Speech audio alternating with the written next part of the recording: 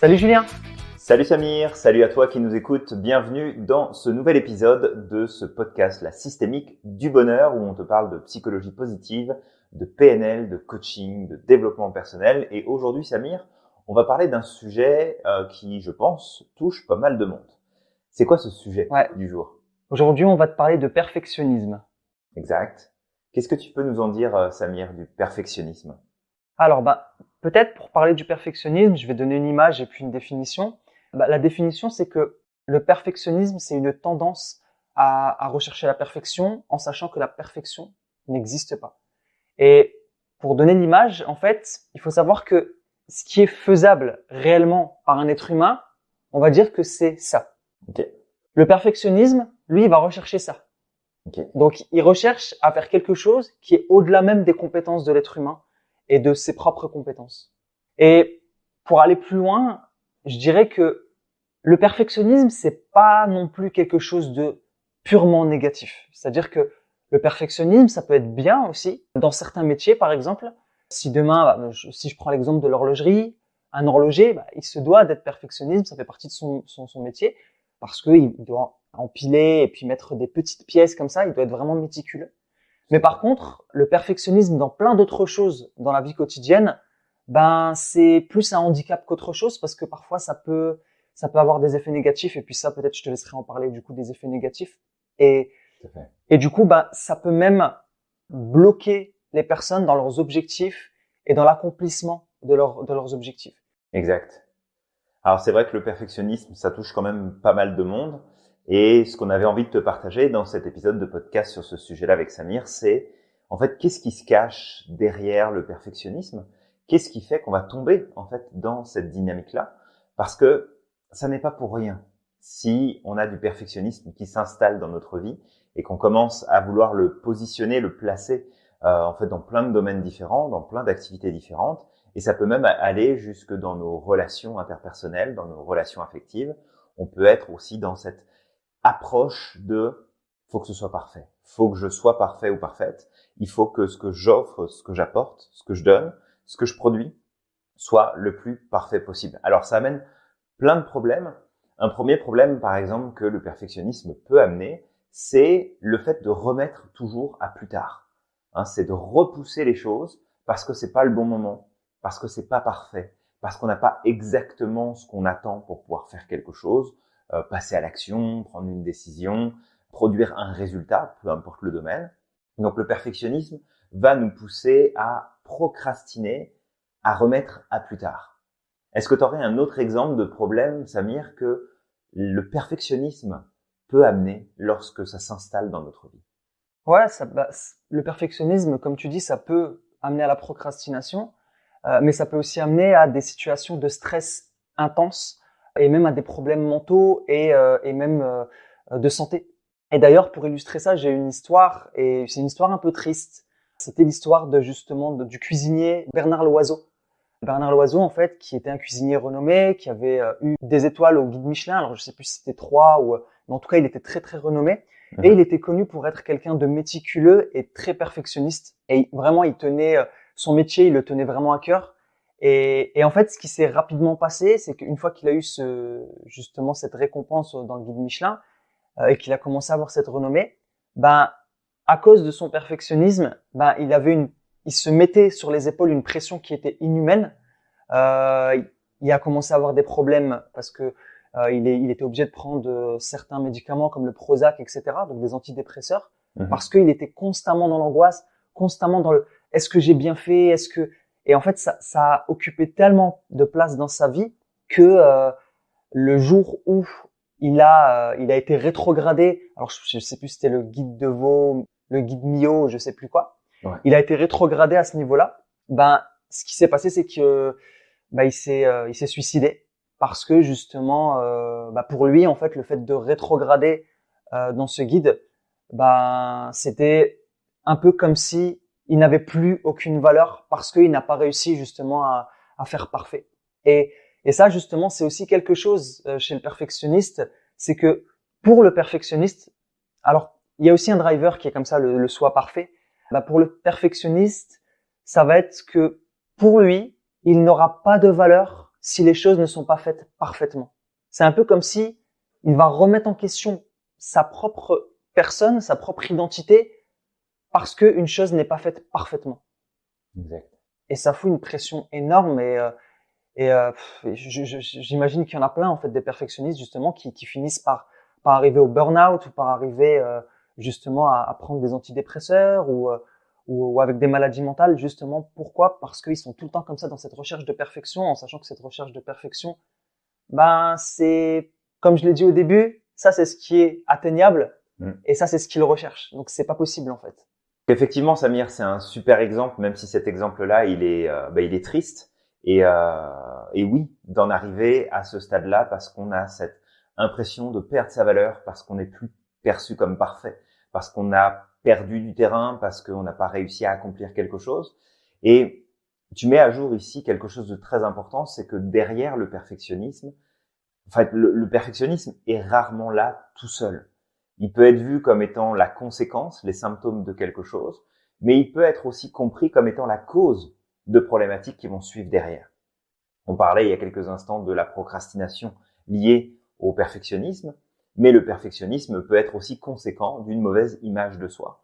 Et que si toi qui nous écoutes aujourd'hui, tu souffres de perfectionnisme, regarde dans quelle mesure c'est une stratégie inconsciente, plus ou moins consciente, on va dire, qui te pousse à t'en remettre à la valeur de ce que tu vas accomplir, à la valeur de ce que tu vas obtenir comme résultat, de ce que tu vas pouvoir montrer extérieurement pour gagner en importance, pour gagner en valeur personnelle, alors que ça n'a strictement rien à voir. Tu seras pas plus important ou moins important si tu réalises quelque chose ou pas. T'auras pas plus de valeur si tu accomplis une tâche ou une autre ou si tu ne l'accomplis pas. Ta valeur, elle est intrinsèque, elle est propre à toi-même et que de s'en remettre à qu'est-ce que je vais réaliser, qu'est-ce que je vais mettre en avant, qu'est-ce que je vais montrer, c'est le risque finalement de te laisser embarquer par ces besoins-là, ces besoins de reconnaissance, de validation, d'amour des autres, et du coup de tomber finalement dans ce pilote clandestin, hein, comme tu as dit Samir, le soi parfait.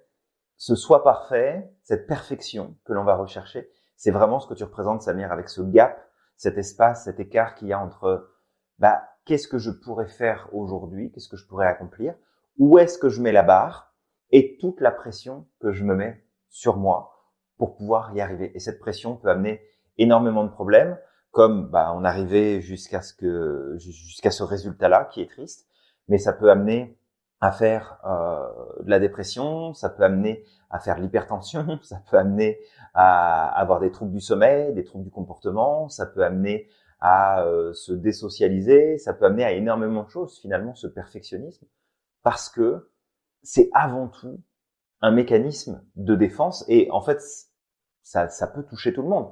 Moi le premier, je sais que si je suis peut-être dans une situation un petit peu inconfortable et que je vais vouloir accomplir quelque chose, je vais vouloir que ce quelque chose soit parfait parce que j'ai ce besoin que les gens soient satisfaits de ce que je vais offrir, que j'offre aux personnes ce qui mérite de mieux.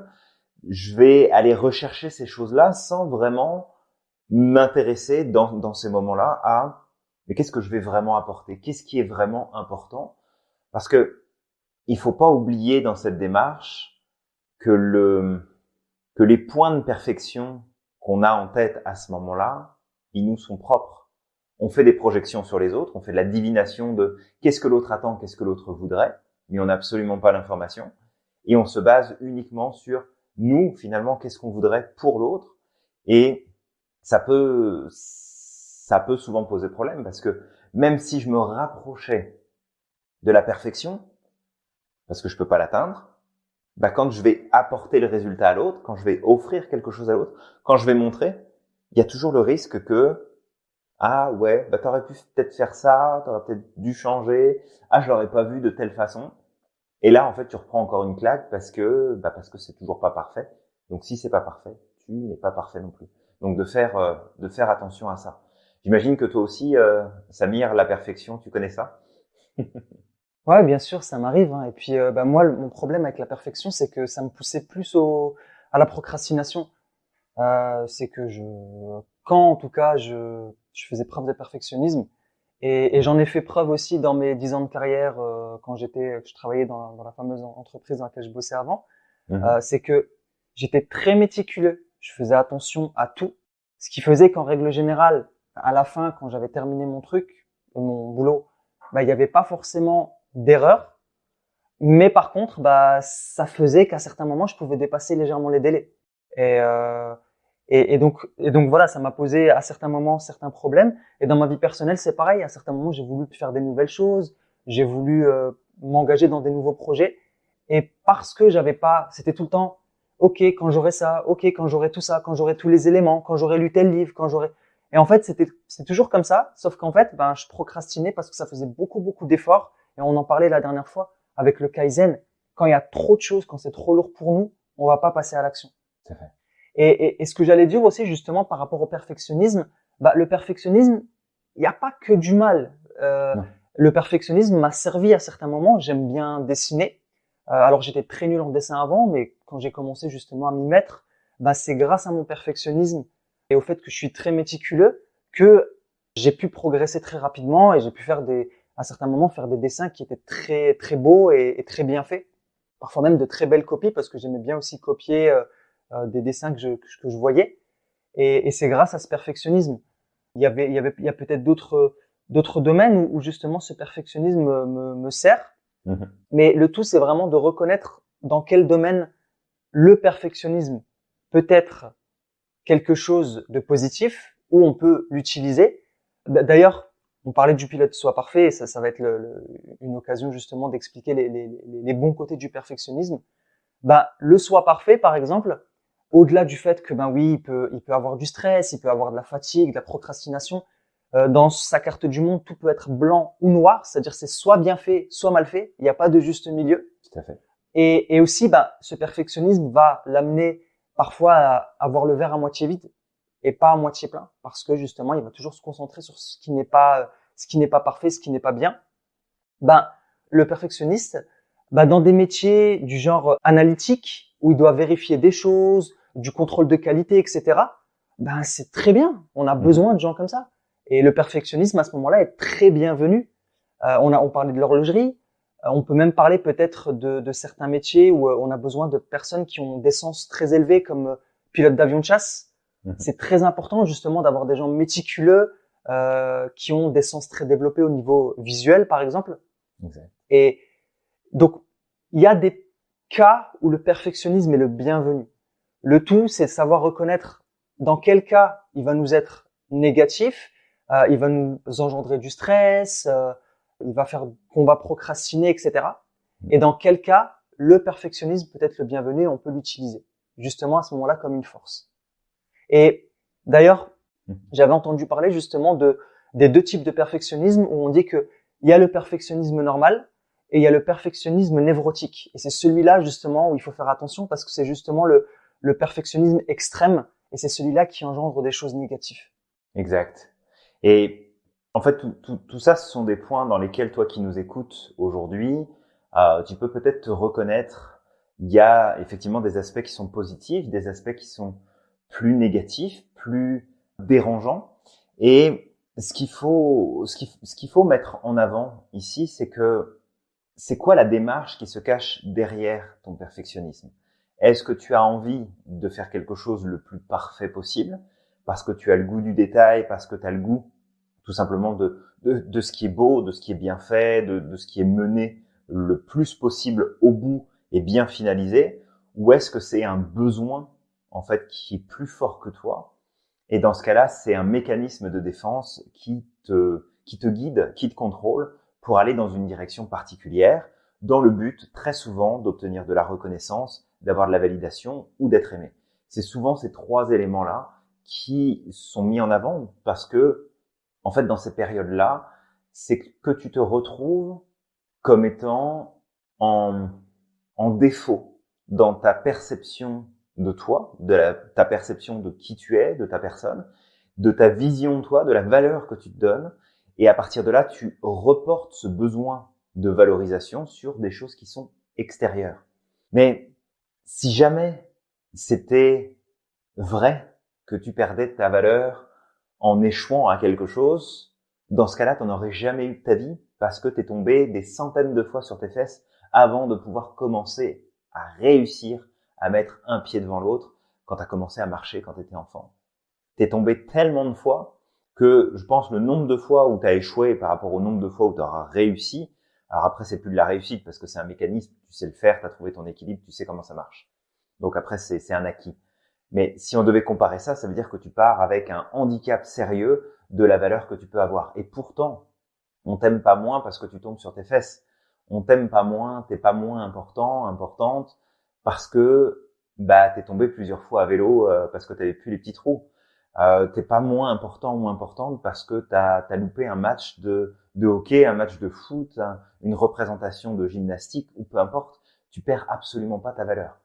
Mais c'est ce manque aussi qui est en fait la source d'énormément de problèmes chez nous.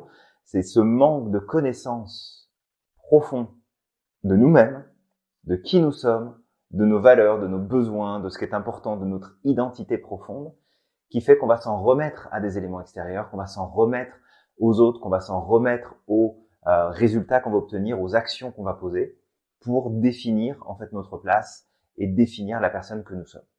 Alors, ça c'est un petit peu l'aspect négatif du perfectionnisme, mais on va pas te laisser là-dessus. On va te donner des stratégies avec Samir pour pouvoir faire en sorte de justement aller le plus possible, tendre le plus vers un résultat, vers une progression, quelque chose qui te permettrait d'être satisfait, satisfaite, de trouver ton point d'équilibre et de continuer d'avancer sur le reste.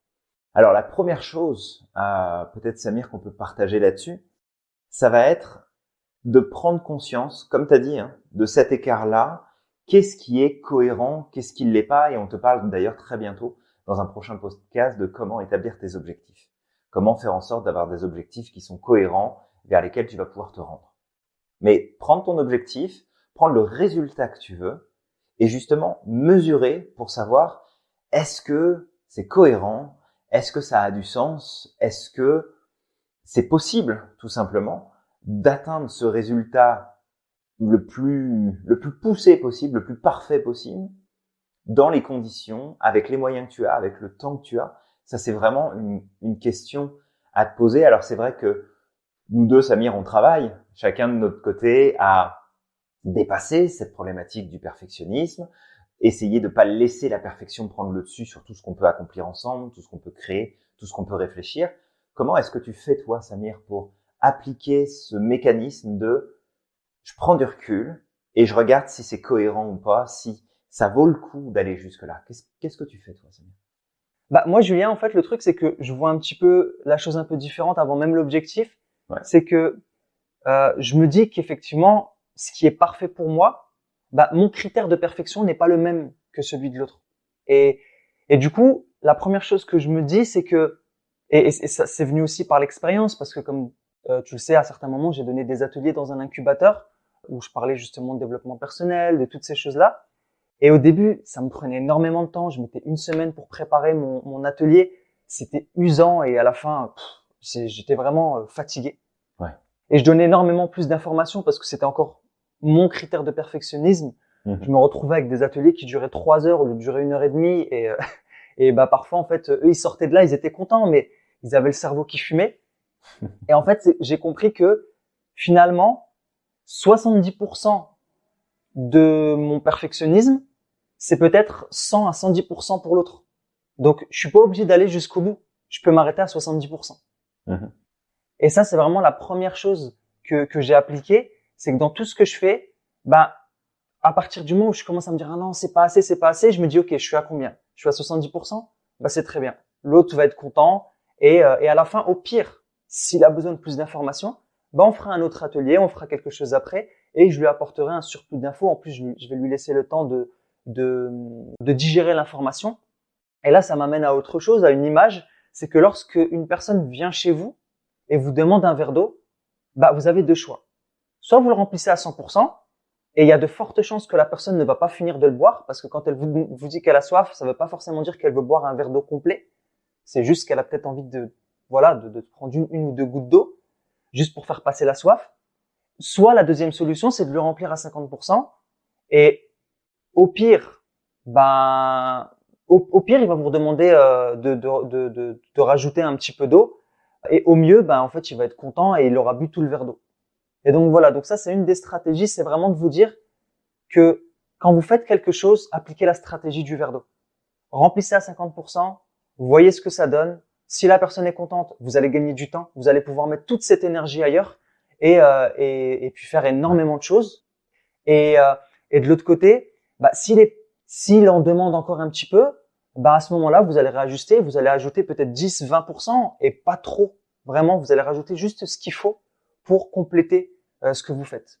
Donc ça, c'est vraiment l'une des choses principales que moi j'utilise avant même d'établir. Enfin, j'établis mes objectifs, certes. J'essaie de faire en sorte que c'est des objectifs qui soient réalisables, qui soient en accord avec mes capacités. Si j'ai pas les capacités, je vais pas aller plus loin. Je vais faire selon mes capacités, selon mon état de fatigue, mon état du moment, etc. Et puis après, c'est vraiment de me dire, ok, je vais remplir le verre à 50%, à 70%. Si la personne en a encore plus besoin, elle en veut encore plus, ok, je vais en rajouter. Si elle en veut pas plus, c'est parfait. Là, au moins, je peux passer à autre chose. C'est un bon exemple et tu vois, ça me fait penser à la loi de Pareto, pour le coup, le 20-80. C'est 20% de ce que tu vas produire va amener 80% du résultat et de se concentrer sur ça, ça peut être intéressant et tu vois cette notion de aussi dire, ok, où est-ce que j'en suis? Je prends un petit peu de recul. Tu le sais, Samir, et probablement une partie de ceux qui nous écoutent aussi. Je fais énormément d'accompagnement pour les entreprises. Je travaille beaucoup avec les nouveaux entrepreneurs, avec les startups. Et il y a une erreur, en fait, qui est souvent commise, surtout quand on démarre notre aventure entrepreneuriale, quand on est dans cette dynamique, finalement, de créer un nouveau produit, de créer quelque chose de nouveau.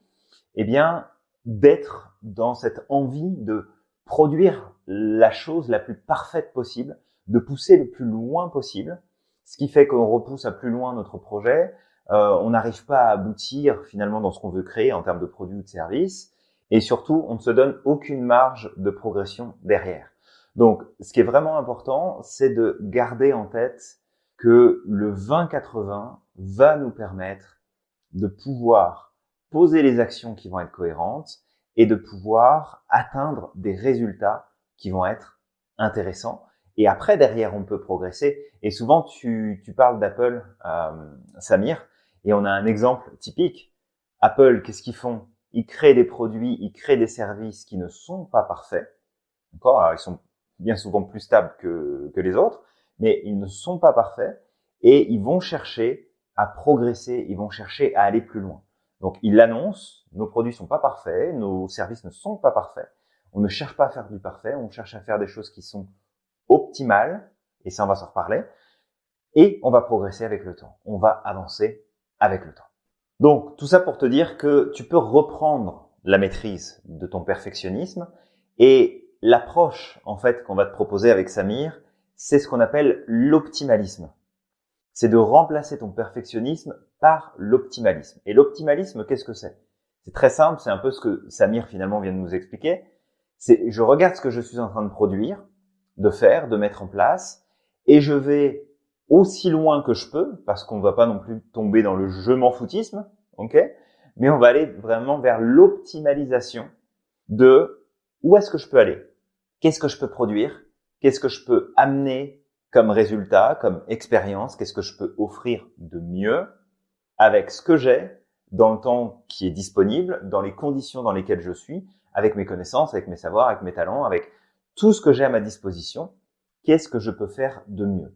Et à partir de là, au fur et à mesure, ça va être de reconditionner ta vision des choses, reconditionner tes mécanismes pour que petit à petit, tu regagnes du terrain sur ce perfectionnisme et que tu prennes juste plus souvent la voie de l'optimalisation. D'aller vraiment je vais vers ce qui est optimal, je vais vers ce qui va apporter le plus de résultats possible, qui va être intéressant, et je me laisse cette marge de manœuvre pour pouvoir faire en sorte de progresser encore derrière. Parce que si tu fais parfait du premier coup, dire c'est fini là, tu peux passer à autre chose. T'as plus besoin de travailler sur le sujet, t'as plus besoin de revivre l'expérience, t'as plus besoin d'aller ailleurs. Ça y est, t'es arrivé au bout. Il y a plus aucune raison que tu continues d'avancer. Donc, plutôt que d'essayer d'être parfait ou de faire parfait, essaye tout simplement de miser sur l'optimisation, d'être dans une version optimale à chaque jour de toi-même, à chaque jour de tes actions, à chaque jour de ce que tu vas entreprendre. Et l'avantage, en plus de ne plus, comme tu disais Samir, d'épuiser les ressources, de se fatiguer, de se stresser, de s'angoisser avec ça, bah, tu vas pouvoir prendre du recul, tu vas pouvoir souffler, tu vas pouvoir profiter beaucoup plus et tu vas aussi très probablement prendre plus de plaisir à faire les choses. Parce que le perfectionnisme va t'enlever aussi une partie de ce plaisir qu'il y a dans le processus. Parce que, tu sais, il y a cette expression qui dit que le plus important dans un voyage, ça n'est pas la destination, mais c'est le voyage lui-même. C'est le fait de voyager. C'est tout ce que tu vas vivre entre le point A et le point B. Et si tu dois faire de cette expérience entre le point A et le point B toute une situation de stress, d'angoisse, de panique, d'épuisement, de complications, bah en fait, non seulement tu profiteras pas du voyage, mais en plus, tu vas même pas pouvoir profiter du résultat final parce que tu seras complètement HS arrivé au bout. Donc vraiment de faire attention à ça et d'aller vers l'optimalisme. C'est un peu ce qu'on fait aussi, Samir, parce que c'est vrai que je te challenge assez souvent sur les ateliers qu'on peut faire, les podcasts qu'on va enregistrer ensemble. Et je viens te bousculer un petit peu dans ta façon de faire que tu avais l'habitude de faire. Mais au final, à chaque fois, bah, on s'en sort bien, ça se passe bien. On arrive à un résultat qui, certes, n'est pas parfait, mais à un résultat qui permet de viser justement cet optimalisme en se remettant dans nos capacités respectives, dans nos compétences, dans nos talents respectifs. Et on avance avec ça. Comment est-ce que tu le vis, toi, Samir, de miser plus sur l'optimalisation plus que le perfectionnisme? Bah, clairement, ça m'aide à avancer. Et justement, parce que tu donnais l'exemple d'Apple, en fait, Apple est connu pour ne proposer une technologie qu'à partir du moment où elle la maîtrise bien. C'est-à-dire que aujourd'hui, elle cherche à faire de l'optimalisme. On fait mieux chaque jour. On propose des produits qui fonctionnent bien, qui sont stables. Et ok, ils ont pas les derniers appareils à photo, ils ont peut-être pas les meilleures technologies ou plutôt des technologies très nouvelles. Par exemple, les écrans pliables, elle s'est toujours pas lancée dedans, mais elle s'en fiche. Apple, son objectif, c'est de proposer des produits qui fonctionnent, qui sont optimales et qui tiennent dans le temps. Donc, elle fait pas à pas, et puis une fois qu'elle maîtrise une technologie, elle va l'intégrer, parfois après les autres, mais en tout cas, quand elle est intégrée, on peut être sûr que c'est une technologie qui n'est pas là pour rien. C'est une technologie qui va être là et qui va vraiment apporter quelque chose et qui va être maîtrisée. Et par rapport justement à ce que tu disais, moi, comment je le vis, bah, je le vis très bien parce qu'aujourd'hui, j'arrive à aller au bout de mes objectifs. Pendant des années, je suis resté spectateur de ma vie. Alors, je suis peut-être un peu méchant en disant ça, mais il y a tellement de choses que j'aurais voulu faire et que je n'ai pas fait parce que je voulais être perfectionniste, parce que je voulais faire parfait. Et j'ai repoussé, ne serait-ce que là, ces podcasts. Ça fait des années, en réalité, que je rêvais de partager toutes ces connaissances à travers des vidéos ou des audios. Mais c'était tout le temps, bah non, un jour.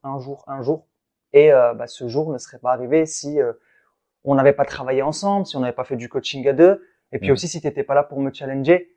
Et aussi, si je ne m'étais pas lancé, c'est surtout ça, c'est que j'ai accepté au début de me planter. C'est surtout ça, en fait. C'est que la première chose qui m'a permis d'avancer, c'est de me dire, déjà au diable la perfection, mais surtout de me dire que je m'autorise à me planter, je m'autorise à ne pas faire parfait, je m'autorise à me tromper. Et ben une fois que je me trompe, qu'est-ce que je fais? Comme une recette de cuisine, bah je vais réajuster, je vais changer la recette, je vais ajouter telle épice en plus ou en moins, et je sais que au bout du compte, à un moment ou l'autre, je vais avoir un résultat qui me convient et qui va être en tout cas très bon. Et d'ailleurs, c'est pareil pour nos podcasts, on fait pas parfait. Il y a des moments où on se plante, il y a des moments où on est obligé de recommencer depuis le début, mais et même à certains moments, en fait, ce qui se passe, c'est que on est au milieu, on se dit, en fait, on aurait pu faire mieux. Tant pis, ça part comme ça. On sait qu'on va apporter quelque chose. Notre objectif, c'est d'apporter un maximum à nos auditeurs, à toi qui nous écoutes, de t'apporter un maximum d'éléments. Et c'est pas grave. Aujourd'hui, peut-être qu'on n'a pas tout abordé, mais on reviendra dessus peut-être dans un an, quand on sera encore meilleur. Et puis, on t'aide à avancer en même temps que nous. Si on te donnait tout aujourd'hui, je suis quasiment certain que tu serais pas capable d'avancer parce que ça ferait trop d'informations aussi pour toi. Et le cerveau a besoin justement de temps pour assimiler les choses.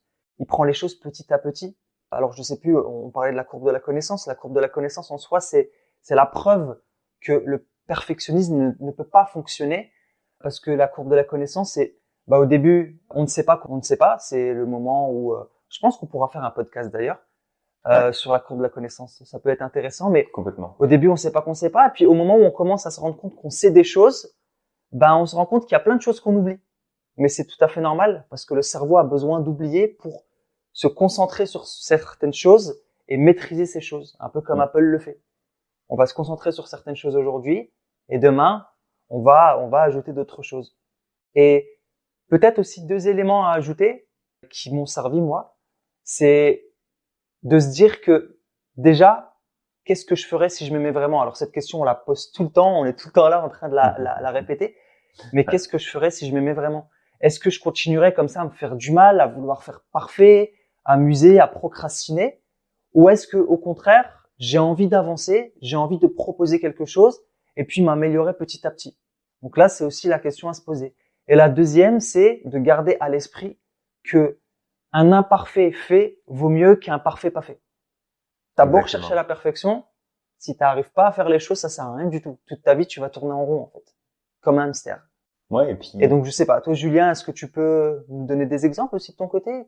Comment tu le Oui, ressens? en fait, j'ai 2 choses qui me viennent en tête par rapport à ce que tu dis. La première, c'est que tu vas finir par regretter, d'avoir des regrets dans ta vie parce que il y a plein de choses que tu n'auras pas fait dans le passé, alors que tu aurais pu les faire, que l'occasion s'était présentée parce que c'était pas parfait. Donc, tu es passé à côté de plein de choses et tu risques de continuer de passer à côté de plein d'autres choses si jamais tu te mets cette barrière de la perfection.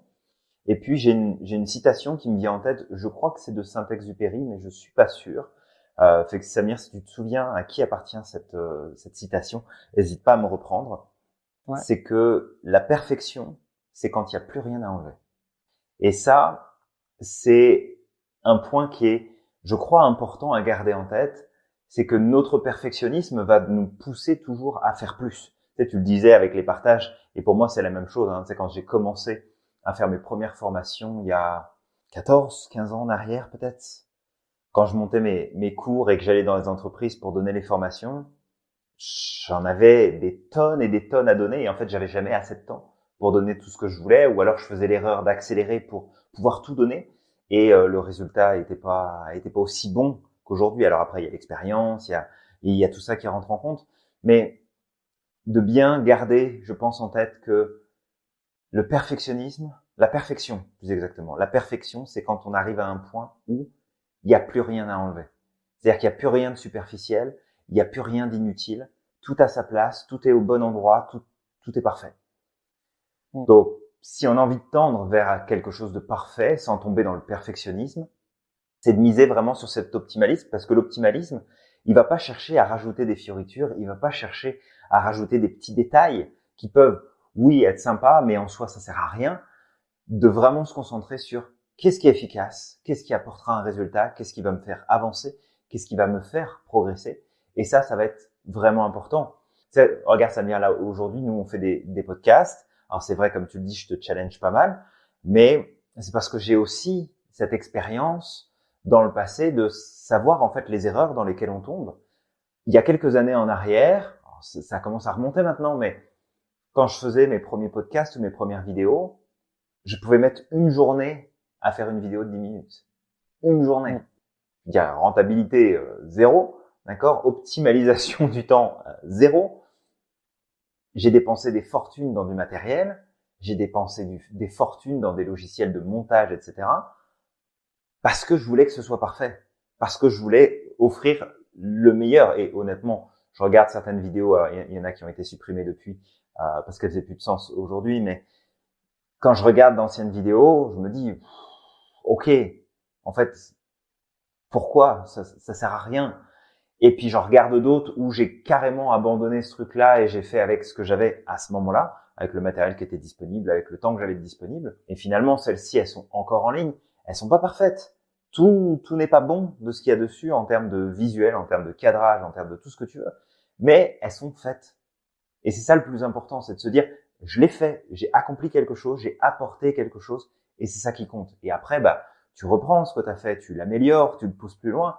Donc, juste de faire attention, de pas tomber dans cette recherche du détail absolu, cette recherche du petit truc qui va faire que. Et je rebondis parce que c'est souvent dans ce domaine-là, parce que je travaille beaucoup avec les entrepreneurs, donc forcément.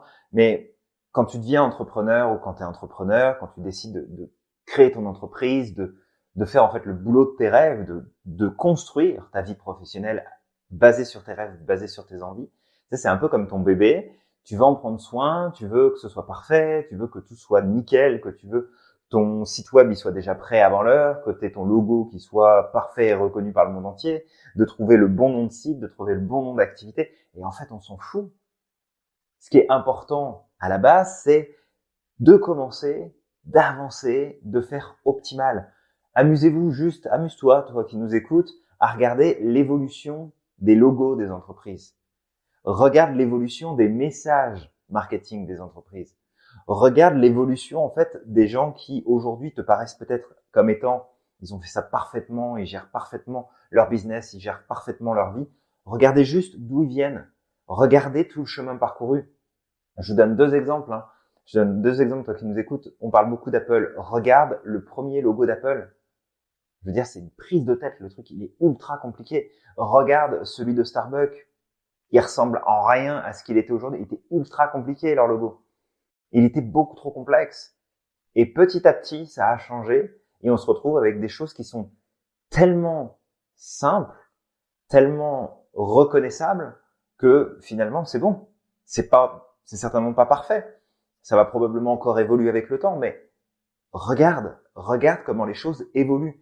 Et tu le disais tout à l'heure, Samir, et je pense que c'est important de le préciser.